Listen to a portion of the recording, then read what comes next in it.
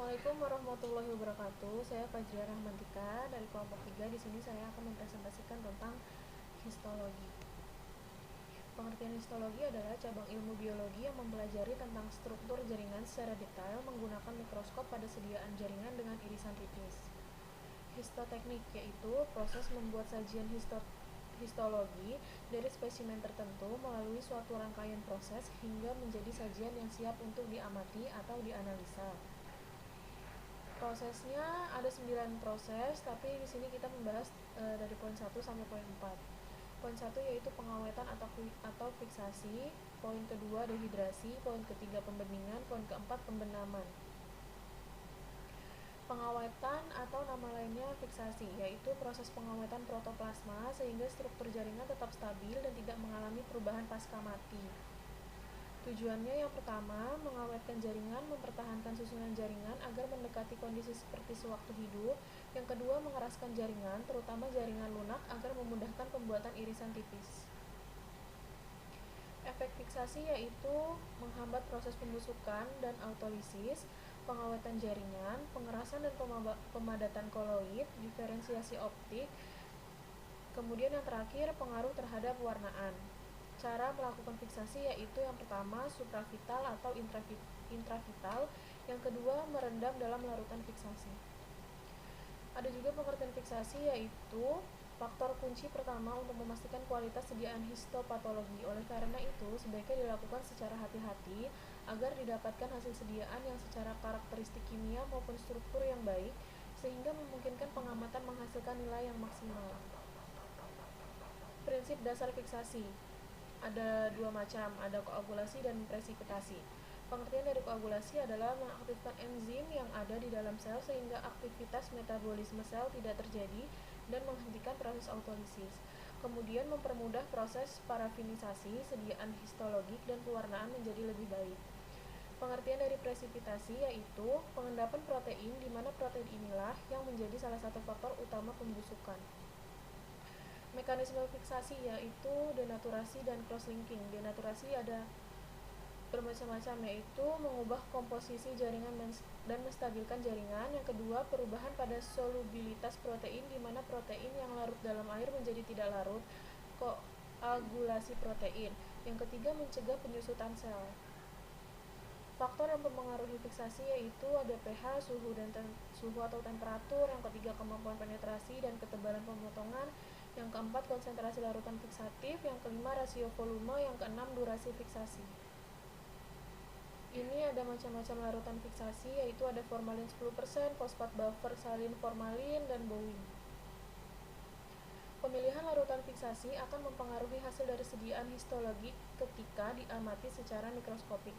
Kesalahan dalam pemilihan jenis larutan fiksasi jaringan dapat menghasilkan nilai yang positif atau negatif palsu.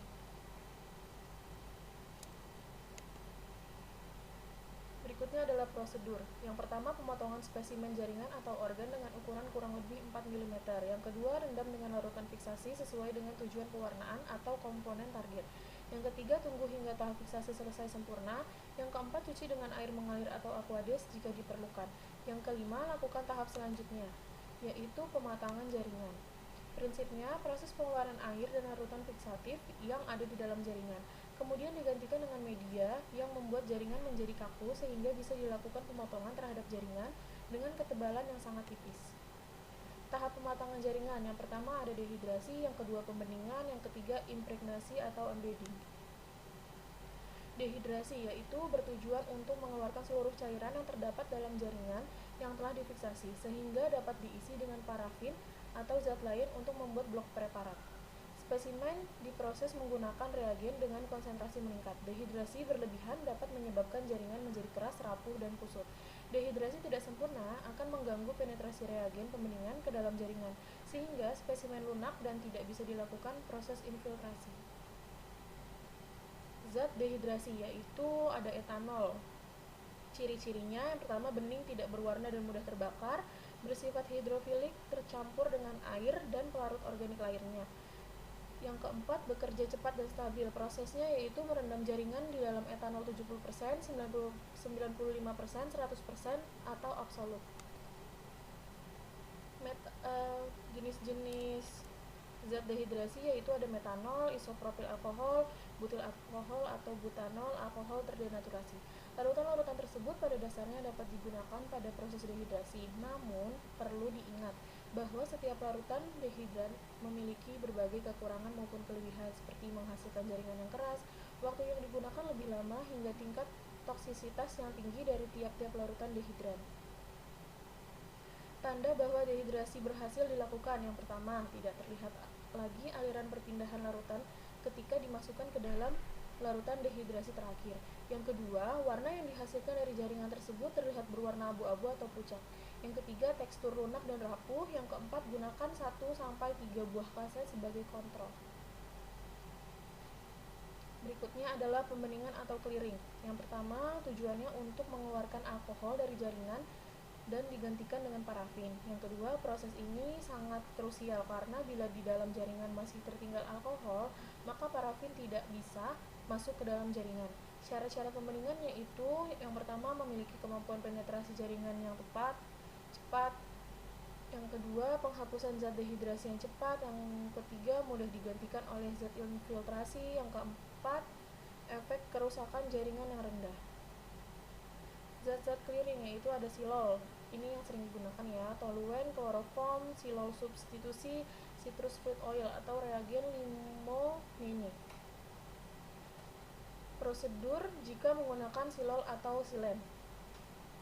Yang pertama, setelah jaringan dikeluarkan dari cairan dehidrasi atau alkohol, jaringan dimasukkan ke dalam silol 1 selama 1 jam. Perhatikan jaringan akan menjadi bening.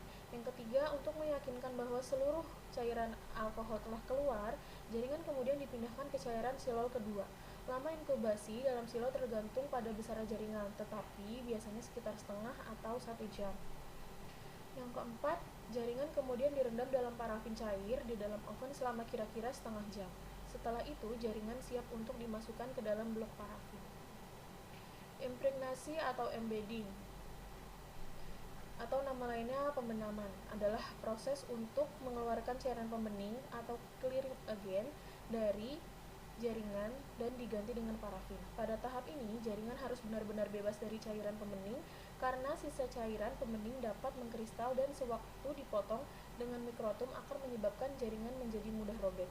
Yang kedua, infiltrasi merupakan suatu proses memasukkan materi atau filtrat ke dalam jaringan sehingga jaringan tersebut dapat mengeras akibat filtrat tersebut di suhu ruang. Yang ketiga, mekanisme masuknya filtrat ini ke dalam sel adalah dengan menggantikan cairan pembening dengan tingkat kelarutannya. Zat yang digunakan yaitu parafin, adalah filtrat yang paling banyak digunakan untuk infiltrasi dan embedding di laboratorium histopatologi.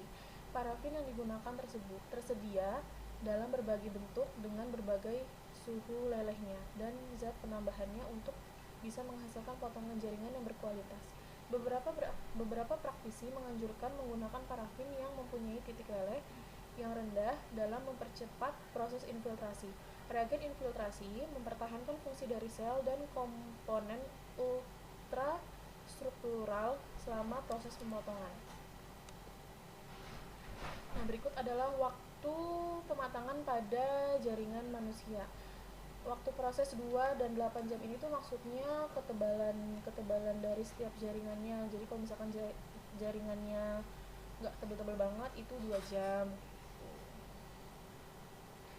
Terus proses pembenaman sebagai berikut. Yang pertama, jaringan dibenamkan ke dalam parafin atau paraplas 1 selama 2 jam. Jaringan kemudian dipindahkan ke dalam parafin atau paraplas 2 selama 1 jam. Akhirnya jaringan dimasukkan ke dalam parafin atau paraplas 3 selama 2 jam. Setelah pembenaman, proses dapat dilanjutkan dengan pengecoran atau blocking.